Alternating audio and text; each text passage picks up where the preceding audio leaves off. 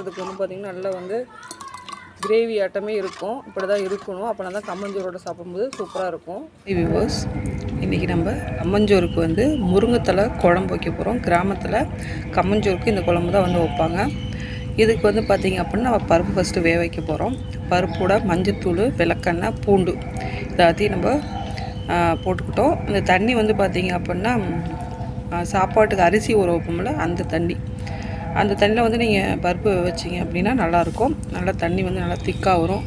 விளக்கெண்ணெய் வந்து பார்த்திங்க அப்படின்னா நல்லா அதுவும் வந்து திக்காக வரத்துக்காக தான் வந்து அந்த விளக்கெண்ணெய் கொஞ்சம் லைட்டாக ஊற்றுனது. அடுப்பில் வந்து நம்ம வச்சாச்சு. பருப்பு வந்து பார்த்திங்கன்னா நல்லா கொதிக்குது.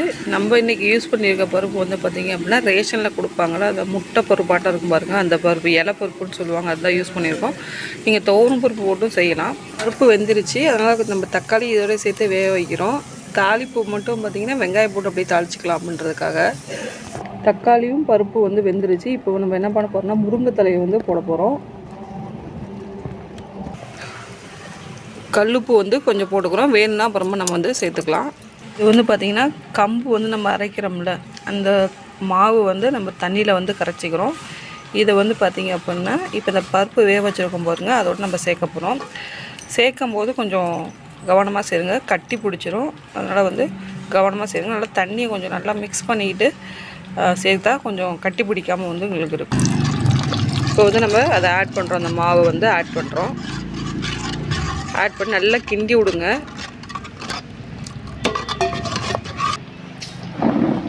இப்போ வந்து பார்த்திங்கன்னா நல்லா வந்து கொதிச்சிருச்சு.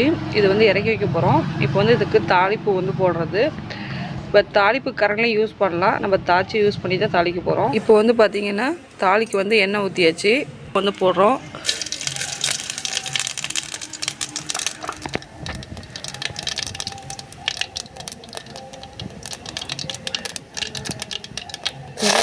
அதோட கருவேப்பிலை, வெங்காயம், சின்ன வெங்காயம்,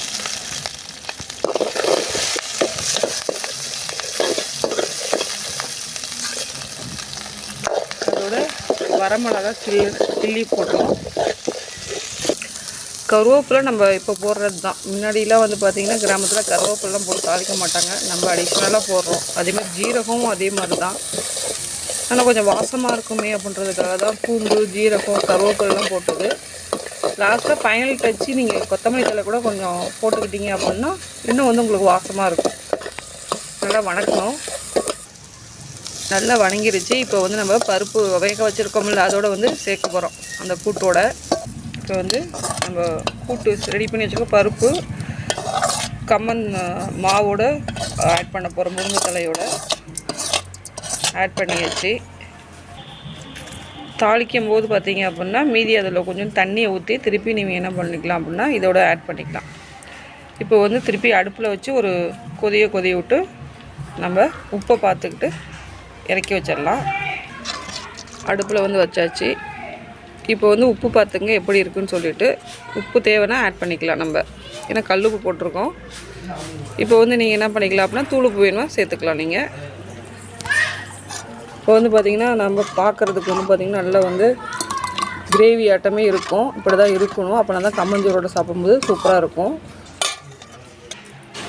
இப்போ வந்து பார்த்திங்க அப்படின்னா நல்லா கொதிச்சிருச்சு. ஸோ இப்போ வந்து நம்ம எடுத்துடலாம். கொத்தமல்லி தழை வேணுமா இதோட ஆட் பண்ணிக்கலாம். நான் கொத்தமல்லி தழையும் சேர்க்கலை. உங்களுக்கு கொத்தமல்லி தழை வேணுமா நீங்கள் ஆட் பண்ணிங்கன்னா கொஞ்சம் வாசமாக இருக்கிற மாதிரி இருக்கும். ஸோ இது உங்களுக்கு பிடிச்சிருந்துச்சி அப்படின்னா கண்டிப்பாக லைக் பண்ணுங்கள். ரொம்ப பிடிச்சிருந்துச்சி அப்படின்னா சேனலை சப்ஸ்கிரைப் பண்ணுங்கள்.